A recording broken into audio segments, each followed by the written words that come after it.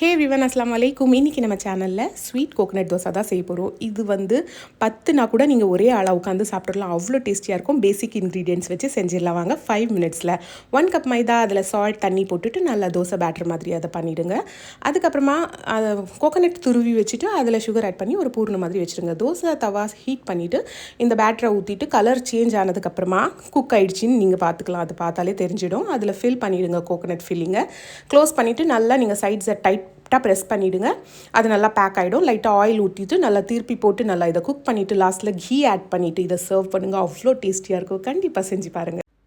ஹே everyone, அஸ்ஸலாமு அலைக்கும். துபாயில் ஃபேமஸாக போயிட்டுருக்க குனாஃபா சாக்லேட் தான் இன்றைக்கி நம்ம செய்ய போகிறோம். அதுக்கு நான் 1 கப் வந்து பிஸ்தா அண்ட் பாதாம் எடுத்துருக்கிறேன்.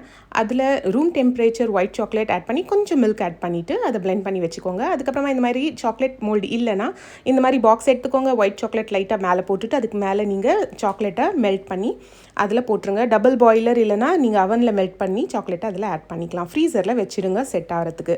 அதுக்கப்புறம் அது வரைக்கும் நீங்கள் ஒரு பேனில் கீ ஆட் பண்ணி ருமானி சேமியா கொஞ்சம் ஒரு கப் ஆட் பண்ணிவிட்டு நல்லா ரோஸ்ட் பண்ணிவிட்டு அதில் நம்ம பிளெண்ட் பண்ண மிக்சரை போட்டுட்டு 1 spoon sugar, 1 spoon Milkmaid add பண்ணியிருக்கிறேன். இது ஒரு மிக்சர் ரெடி ஆயிடுச்சு. அப்புறம் ஃப்ரீசரில் நீங்கள் வந்து அந்த சாக்லேட் செட் ஆனதுக்கப்புறமா இந்த மிக்சரை போட்டுட்டு நல்லா ஸ்ப்ரெட் பண்ணிவிட்டு திருப்பியும் சாக்லேட்டை நீங்கள் மெல்ட் பண்ணி இது மேலே ஆட் பண்ணுங்கள்.